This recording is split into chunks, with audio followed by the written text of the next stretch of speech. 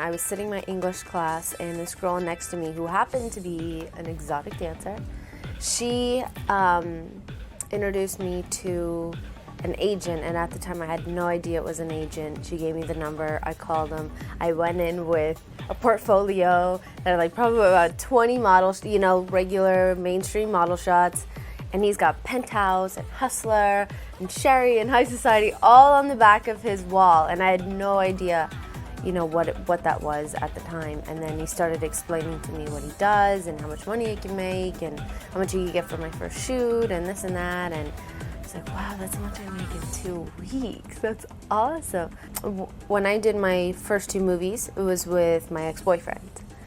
And it was really easy to do because he was my ex-boyfriend. I mean, we were together and it was very comfortable, and it wasn't like I was having sex with a stranger. And, in my head I've always said no to boy girl, and there's countless interviews out there of me saying, no way, I'm never gonna do it, ever.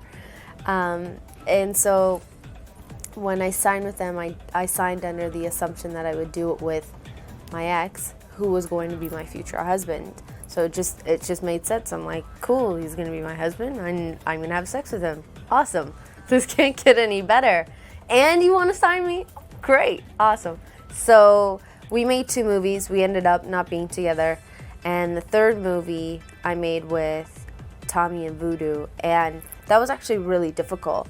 Voodoo and Nicole shoot photos all the time. So, I shot with them, and I mean, it was something that I thought that I could handle mentally and physically, but come doing it, it was actually extremely difficult.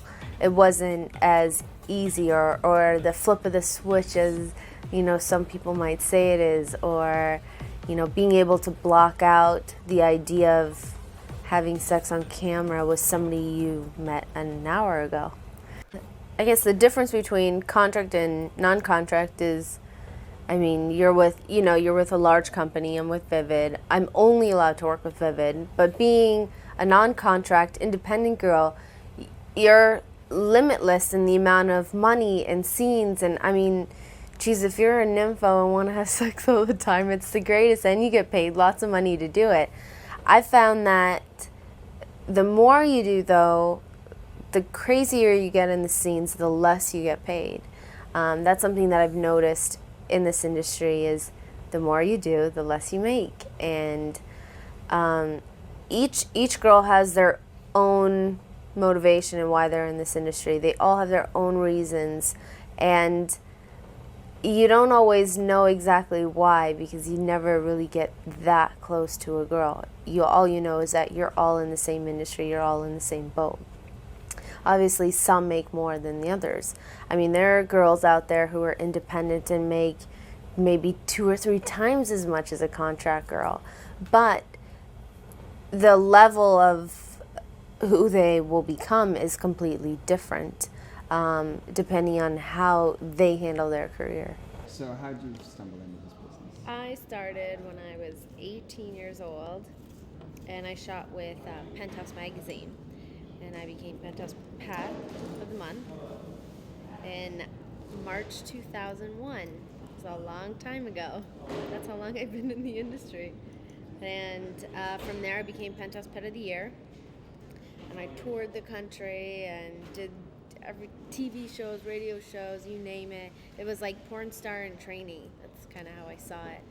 And finally, one day I was like, I really want to have sex with a girl on camera. And I'd done my research. I actually talked to Adam and Eve. I talked to Club Jenna.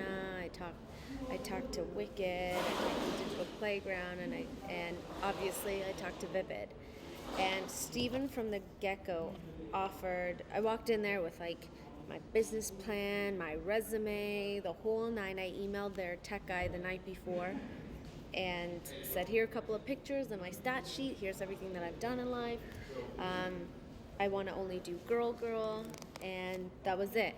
And then the next day, Steven called and said, well, let's fly you out here, and we'll sit and talk. I don't know about girl, but why don't you come in and we'll talk. And walked in there. It's like, let's go. I'm going to get a contract. And I never thought that it would actually happen. I wanted to shoot girl, so I figured the best way to do this would be to talk to these people, and if they say no, then I've not lost anything in life or in my business.